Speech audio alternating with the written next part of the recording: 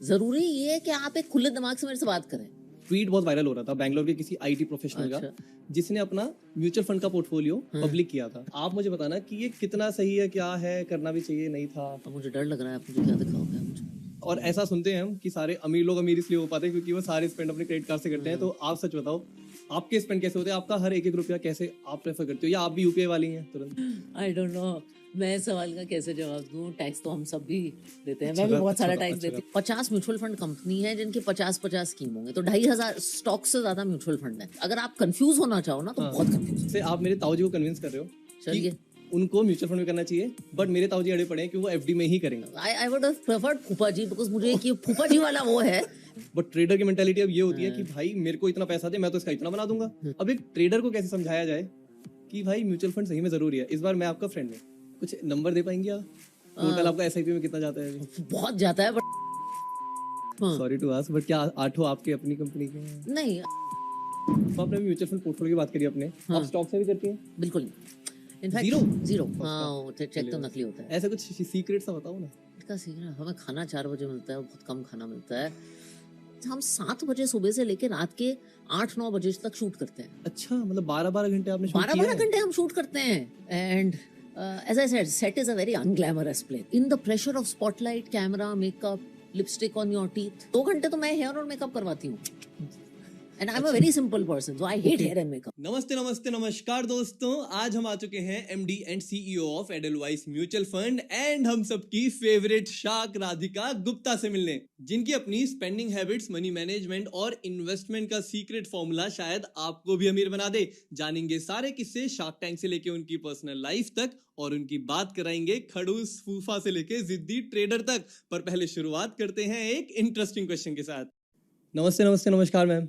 नमस्कार। स्वागत है, बताइए। मैं जैसे मैंने आपको पहले ही बोला कि कुछ भी मतलब डांटना हो, कुछ भी करना हो डांट देना, क्योंकि हम बहुत ही फन, कैंडिड और ऑर्गेनिक रखेंगे। एक्चुअली मैं आई आपको डांटने के लिए हूँ। ओह माय गॉड, बस आप मौका दे दीजिएगा। ठीक है, तो मैम मेरा पहला ही सवाल, जैसे मैंने बोला सबके लिए रखेंगे, तो मैम क्या हर कोई करोड़पति बन सकता है? आप 5,000 इन्वेस्ट करो करोड़पति बन जाओगे, 1,000 करो बन जाओगे, 500 करो बन जाओगे, 100 रुपये महीने के करो तब भी बन जाओगे। क्या ये सही में पॉसिबल है? टेक्निकली पॉसिबल है। आई मीन, अगर आप एक छोटी रकम से भी शुरू करो, अब चाहे वो 500, 1000 जो भी हो, और कंसिस्टेंटली आप पैसे डालते जाओ बाजार में, एसआईपी करते जाओ और लंबे समय तक उसको डालो। और जैसी हिंदुस्तान की इकोनॉमी है, मार्केट है, आप बन ही जाओगे एक दिन करोड़पति। अब कुछ लोगों को 10 साल लगेंगे, कुछ लोगों को 15 साल लगेंगे, लेकिन पॉइंट ये है कि निवेश एक ऐसी इंडस्ट्री है जहाँ मेरिटोक्रेसी है। लोगों को जानना चाहिए कि आपको बहुत बड़ी रकम नहीं चाहिए निवेश शुरू करने के लिए। बहुत लोग ये कहते हैं यार कमाई 10,000 रुपए, क्या करूंगा कुछ शुरू करके। लेकिन ये भी, आई थिंक ये एटीट्यूड भी बदल रहा है। मेरे घर का स्टाफ भी, जो भी थोड़ा बहुत कमाते हैं, अब मेरे से कहते हैं दीदी एसआईपी करवा देना। अगर एक मिडिल क्लास बंदे पे अच्छा पैसा है तो वो चाहेगा सेविंग्स अकाउंट में हाईलाइट होता रहे, वो एफडी में हाईलाइट होता रहे, बट वो इन्वेस्ट नहीं करने जाएगा। हाय हाय बेटा, कैसे हो, क्या कह रहे थे आप? वो आपने मैसेज किया था कि म्यूचुअल फंड में कर लो। मेरी अच्छी, पर मेरी तो अच्छी खासी एफडी चल रही है। तो मैं पूछूंगी फूफा जी, आपको एफडी में कितना रिटर्न मिल रहा है? मेरे को तो देखो अच्छा खासा मिल रहा है। मतलब मेरे को तो बोला अच्छा खासा माने कितना? 6.5% तो बोला है मुझे बैंक वाले ने कि पक्का मिलेगा। हाँ ठीक है, बैंक वाले ने बोला है और आप अच्छे आदमी हो तो झूठ नहीं बोला होगा आपसे। तो 6.5 मिल रहा है। अच्छा फूफा जी, टैक्स भी देते होंगे जब एफडी पे इंटरेस्ट आप कमाते होंगे तो? हाँ, मतलब दूंगा, शायद मैच्योरिटी में भी देना होता है। हाँ, मैच्योरिटी पे देना होता है, इंटरेस्ट पे भी देना होता है, तो थोड़ा बहुत टैक्स तो देते होंगे मेरे हिसाब से फूफा जी। ठीक है, थोड़ी मुझे भी मैथ्स आती है। आपका टैक्स के बाद 4.5% का रिटर्न बनेगा। 4.5 बचा बस? हाँ, तो बुरा लग रहा है? हाँ, बट सेफ है, कहीं नहीं जाएंगे मेरे पैसे। सेफ। ठीक है। अच्छा फूफा जी, महंगाई कितनी है आज? आप ही तो कहते रहते हो कि यार खाना महंगा हो गया, पहले जो गाड़ी का दाम था, बच्चों की पढ़ाई, पहले तो 100 रुपए भी स्कूल की फीस नहीं होता। महंगाई कितनी हो गई है? क्या आपको क्या लगता है महंगाई साल में कितनी बढ़ती? पर सेफ, एफडी में सेफ है पैसे। नहीं, तो मैं आपको एक सेफ्टी की बात बताती हूँ।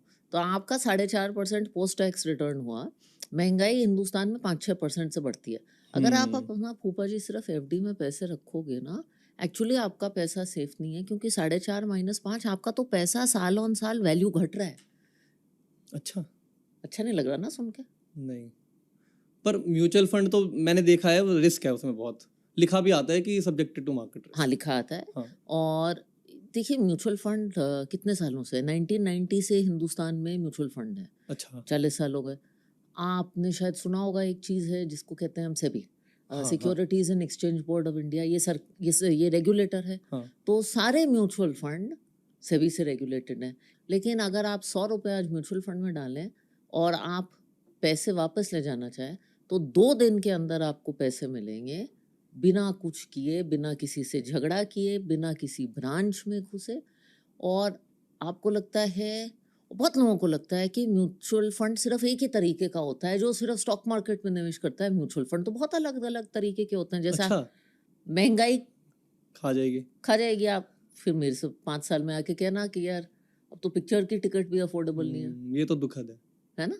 तो आप खुले दिमाग से मेरे से, मतलब यहाँ पे लॉक इन भी नहीं है? यहाँ लॉक इन भी नहीं है। अच्छा। यहाँ लॉक इन भी नहीं है। हर महीने आपका पोर्टफोलियो आपके पास आता है, हर दिन म्यूचुअल फंड का प्राइस आता है। आप किसी भी दिन आप 5 पैसा डालेंगे, 2 दिन बाद या 2 हफ्ते बाद मेरे से कहेंगे बेटा मुझे म्यूचुअल फंड नहीं अच्छा लगा, निकालने आप निकाल दीजिए, 2 दिन बाद आपको पैसे मिल जाए। हाँ, यहाँ पे मुझे फिक्स क्या मिलेगा? देखिए ये डिपेंड करता है। म्यूचुअल फंड में हम लोग कोई गारंटी तो दे नहीं सकते, लेकिन अलग अलग तरह के म्यूचुअल फंड हैं। अच्छा। ऐसे भी म्यूचुअल फंड हैं जो बैंक डिपॉजिट की तरह काम करते हैं, आपको सेफ चीज़ों में पैसे डालते हैं जहां आपको 6-7% मिल सकता है। ऐसा भी है? ऐसे भी म्यूचुअल Okay. ऐसे भी हैं, उनको डेट फंड कहते हैं।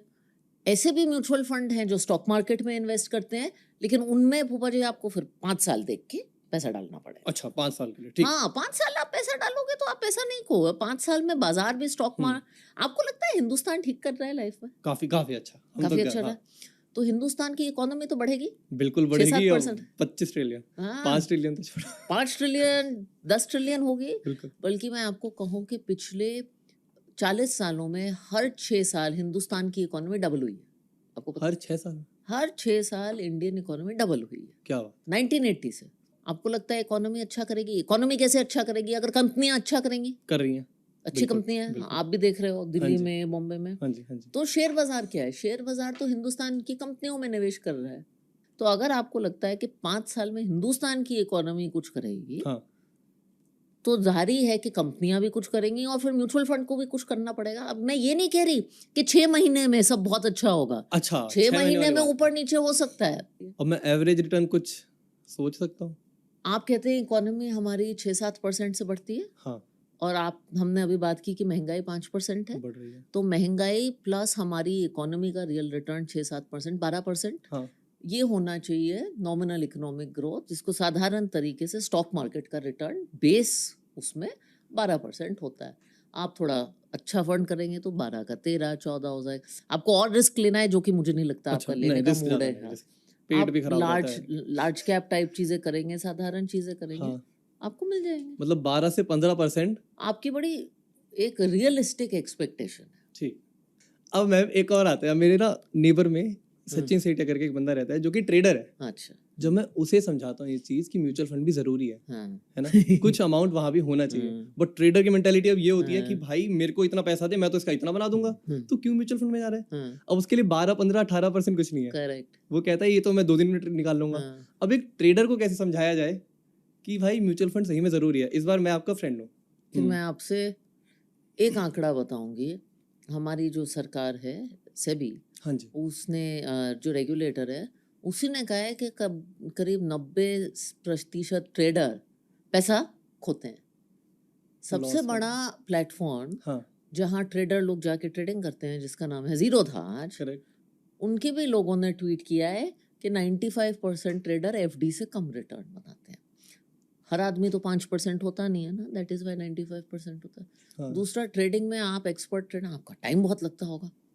जैसे मेरी जैसी लड़की है, मैं काम करती हूँ, 2 साल का मेरा बच्चा है, माँ बाप हैं, बहुत जिम्मेदारी है, बहुत काम है, मुझे लाइफ भी एंजॉय करनी है जी। मैं पूरे दिन स्क्रीन के सामने तो नहीं रहना चाहती। जहाँ आपको एक साधारण चीज़ मिल रही है, इसलिए हर आदमी, आपने कभी लाइफ में बिरयानी बनाई है? मैंने पर्सनली नहीं बनाई, बट खाना बहुत पसंद है। बहुत लोगों ने नहीं बनाई, हाँ, लेकिन हाँ। ज़्यादातर सबसे ज़्यादा ऑर्डर की डिश बिरयानी होती है। Correct, correct. बनाई क्यों नहीं जाती घर पे? बहुत मुश्किल है। मैं खाना बनाती हूँ तो बिरयानी बनाना बहुत मुश्किल है, उसमें बहुत सारे इंग्रेडिएंट्स होते हैं। करेक्ट। 99% लोग बिरयानी ऑर्डर करके बड़े खुश रहते हैं। तो 99% लोगों के लिए म्यूचुअल फंड बहुत अच्छी चीज़ है। 1% जो शेफ है वो बिरयानी बनाए, संजीव कपूर, आप ट्रेडिंग करें, सब बिरयानी खाते हैं। हाँ, जो एक्सपर्ट है उसे बनाने दो। हाँ, वो जो एक्सपर्ट है उसे बनाना, और आप 1% के एक्सपर्ट हैं तो आप बनाइए। तो आप बिरयानी बनाइए। बनाना बहुत मुश्किल काम है। जी जी, आप मुझे बताना कि ये कितना सही है, क्या है, करना भी चाहिए, नहीं था। अब मुझे डर लग रहा है, आप मुझे क्या दिखाओगे? आप मुझे ये उसका म्यूचुअल फंड का पोर्टफोलियो था। हम्म, अब हम एक चीज और सुनते हैं, ओवरलैपिंग। मुझे इस फंड का, मुझे इस, and I am sure I get trolled for saying this, लेकिन इसमें स्कीम बहुत ज़्यादा है। बहुत ज़्यादा फंड्स, मैं गिन रही हूँ तो इसमें करीब 15 स्कीम है, एंड मेरी मंथली SIP से काफ़ी ज़्यादा है, लेकिन मेरे पास एन एग्रीगेट 8 स्कीम है।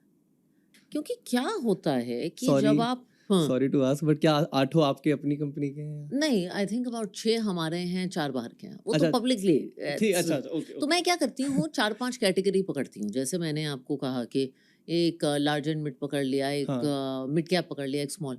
हर कैटेगरी में एक अपना फंड होता है, एक बाहर का होता है। अब अगर मैं आपको फिर खाने का एग्जांपल देती हूँ, अगर आप एक थाली में मैं आपको 4 तरह की दालें पेश कर दूँ, तो हैं तो सारी दालें, ये तो बैलेंस डाइट नहीं हुआ ना। सिर्फ दाल खाना, मूंग मसूर तुअर, ये 4 दालें खाना तो बैलेंस डाइट नहीं हुआ नहीं ना। हुआ। दूसरा क्या है, यहाँ ना सेक्टोरल फंड्स बहुत हैं, ओके, तो 80% निवेश साधारण चीज़ों में होना चाहिए।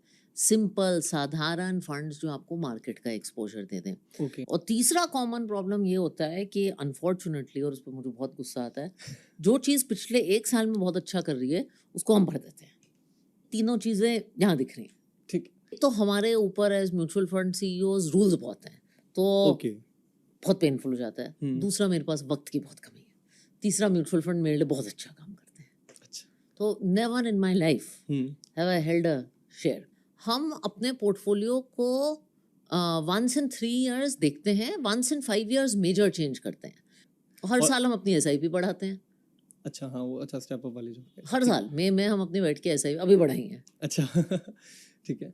3 महीने के बच्चे के लिए कौन क्यों सोचेगा कि यार इसके लिए SIP आज से शुरू कर देती हूँ? यार हमने कहा कि देखो, आदत तो डालनी चाहिए ना। I tell you 2-3 practical things. एक तो हमने सोचा कि यार इसका बाहर की पढ़ाई, हमने एक गोल पकड़ लिया, Okay. बाहर जाके पढ़ाई करेगा। शायद बहुत महंगी हो गई पढ़ाई, और 16 साल बाद तो और महंगी होने वाली है। तो हमने कहा मदर फादर के तौर पे हम इसके अकाउंट में हर महीने एक कॉर्पस डालेंगे और उससे SIP शुरू कर देंगे। और हमने उससे कुछ फॉरेन फंड्स खरीदे, अच्छा, फॉरेन म्यूचुअल फंड्स, जो कि इंडियन म्यूचुअल फंड स्कीम्स जो बाहर निवेश करते हैं, ओके, जिससे कि अगर डॉलर में कुछ ऊपर नीचे हुआ तो हाँ, प्रोटेक्शन है। कुछ स्मॉल कैप फंड खरीदे SIP के तौर पे, क्योंकि कुछ टाइम बहुत है। टाइम बहुत, ठीक है। तो हमने ये करना शुरू कर दिया। जैसे पर इनका हमारे इन पेरेंट्स का टेक तो ये होगा ना कि यार सुकन्या समृद्धि में कर देते हैं, हाँ, प्रोविडेंट फंड में कर देते हैं, देते या हैं। सोवरेन गोल्ड बॉन्ड में कर देते हैं। हाँ, पर आपने म्यूचुअल फंड चुना जो कि अगेन रिस्की एंड वो है, तो आपका सिंपल आंसर, उसके पास वक्त है। अगर आप किसी भी ऐसी जो चीज़ें आपने मेंशन की हैं, काफ़ी कंजर्वेटिव हैं, 8-10%। हाँ, मेरे बेटे के पास टाइम कितना है? 16 साल हैं। जब तक ये बाहर की पढ़ाई का गोल, मैं तो पूरा अग्रेसिव हो सकती हूँ इसमें। वक्त है ना, तो रिस्क ले सकते हैं। और आप ऐसा कहने लग गए लोगों को? मैंने कह रही अगर बर्थडे गिफ्ट भी आप है 5,000 रुपये दे दो, आपको 5,000 का गिफ्ट देना था, हाँ। मत दीजिए। 5,000 रुपये की उसकी, या 500 रुपये की उसकी SIP दे दो 1 साल के। Very good. मतलब से children's day, mother's day, father's day पे यही अपनी मम्मी करो। को एक SIP गिफ्ट करो, पापा को करो, या बिल्कुल। बेटे को करो। हाँ, जो आपको ग्रोथ हिंदुस्तान में अगले 20 साल में दिखेगी, वो ऐसी ग्रोथ है जो शायद 15 साल पहले आपको चीन में दिखी थी, या 1990s में US में दिखी थी। It's almost like the gilded age, golden age कहते हैं। जैसे कि मैंने लोगों को सलाह दी, मैं अपनी सैलरी का एक पोस्ट टैक्स SIP का amount, as much as I can, वो करती रहती। अब जहाँ तक डेट का सवाल है, लोन लेने का, एक तो आपको याद रखना है कि हिंदुस्तान में बहुत टाइम तक इंटरेस्ट रेट्स बहुत हाई रहे। वेस्ट में काफ़ी कम रहे हैं, इनफैक्ट US में तो 1-2-3% रहे हैं। और हाई इंटरेस्ट रेट्स जब रहते हैं, आप डेट लेते हैं, तो डर जायज़ होता है। अब मैं अपनी मैथ्स बताती हूँ। हम होम लोन का रेट 8 से 9% देते हैं। ठीक है। तो अगर हम इक्विटी में इन्वेस्ट करें, म्यूचुअल फंड में इन्वेस्ट करें, करीब हमें 12 से 13-14% रिटर्न मिल जाता है। जाएगा, हाँ। तो हमें लगता है कि चलो होम लोन सस्ती तरह का डेट है, हमारे लिए। क्योंकि लेकिन देना 8 ही है और कमा में 12 लूंगी। कमा में ओके 12 लूंगी। ओके लेकिन मैं हमेशा ये चेक करती हूँ कि जो उस होम लोन का मुझे मंथली इंटरेस्ट देना है, जो मुझे मंथली ब्याज देना है, हर महीने जो जाता है, वो मैं कंफर्टेबली अपनी सैलरी से उससे दे पाती हूँ। वो देने के लिए मुझे परेशानी नहीं होना चाहिए। लाइक अगर वो ब्याज का अमाउंट बहुत बड़ा हो जाए तो प्रॉब्लम है। 20 साल की उम्र में तो आपका फोकस रहना चाहिए कि मैं काम करूं, मेहनत करूं, प्रोफाइल बढ़ाऊं, करियर इंप्रूव करूं, प्रिंसिपल कमाऊं, उस पे ब्याज तो बाद में ब्याज आएगा। तो बाद में आएगा। ब्याज करेक्ट। तो बाद में आएगा, ब्याज रिटर्न वो जो बाद में आएगा। सबसे पहले वेल्थ। कि अगर इन्हें शुरू करना है तो आइडियली कैसे करना चाहिए और क्या तरीका होना चाहिए? SIP ही सही तरीका है या सीधे स्टॉक्स में जाना चाहिए? और अगर पहले तो आई थिंक बिफोर SIP और स्टॉक्स, अगर यंग इंसान है, उसने कमाना शुरू किया है तो उसको एक महीने और सैलरीड है तो उसको एक टारगेट बनाना चाहिए कि कितना सेव करेगा और कितना निवेश करेगा। ओके तो अगर 20,000 रुपये की महीने की कमाई है टैक्स के बाद, तो एक सेविंग्स टारगेट डाल दो, क्योंकि आजकल खर्चा करने के लिए तो हज़ारों जगह है, राइट। तो एक टारगेट बनाइए। मैं तो करती हूँ ऐसा कि मैं अपना पोस्ट टैक्स, मेरे हाथ में जो इनकम आती है, मैं उसका 10%, 20%, 30% कितना सेव करना चाहूँगी। तो वो SIP एक आदत बन जाती है। एंड देन यू रियलाइज, अरे यार 2 साल से SIP कर रहा हूँ, इतना काफ़ी बड़ा कॉर्पस हो गया, तो बहुत अच्छी बात है। या तो आप एक इंडेक्स फंड चूज कर लीजिए। आपको क्या चाहिए जब आप यंग हो कि हिंदुस्तान की इकोनॉमी अगर बढ़े तो आप उसमें हिस्सेदार हो। तो आपको एक ऐसा फंड चाहिए जो हिंदुस्तान के टॉप 200, 300, 400 स्टॉक पकड़ ले, बस। आपको और कुछ नहीं चाहिए। Multi cap, flexi cap, large cap, इनमें से कुछ भी चूज कर लीजिए, कोई प्रॉब्लम नहीं। ठीक है। अगर मैं कुछ लोगों की ज़िंदगी में एक पॉजिटिव इम्पैक्ट, जो वर्ड इम्पैक्ट है, क्रिएट कर रही हूँ, तो वो सबसे ज़्यादा कामयाबी है। तो ये हमेशा जब मैंने get on to this power list and success list, I always say power is what. किसी की लाइफ में आप एक अच्छा इन्फ्लुएंस बन सकते हो। तो कोई लड़की मेरे को लिखती है, आपकी किताब पढ़ी, आपका कोई ट्वीट पढ़ा, आप एक वर्किंग मदर कम CEO हैं, तो मुझे शायद थोड़ी आशा मिली। अच्छा, वो देख के वो चीज़ें मेरे लिए खुशी देती हैं। कामयाबी है। वो कामयाबी है, वो खुशी है, वो सबसे बड़ी खुशी है। तो मैम दैट्स इट। कैसा लगा आपको? बताइए। मैं आके काफी कैंडिड हो गया था। काफी कैंडिडेट हो गया। I enjoyed trying to have an argument with फूफा जी। अपने फूफा जी की वाला याद आ गई। आपने डांटा नहीं पर मुझे।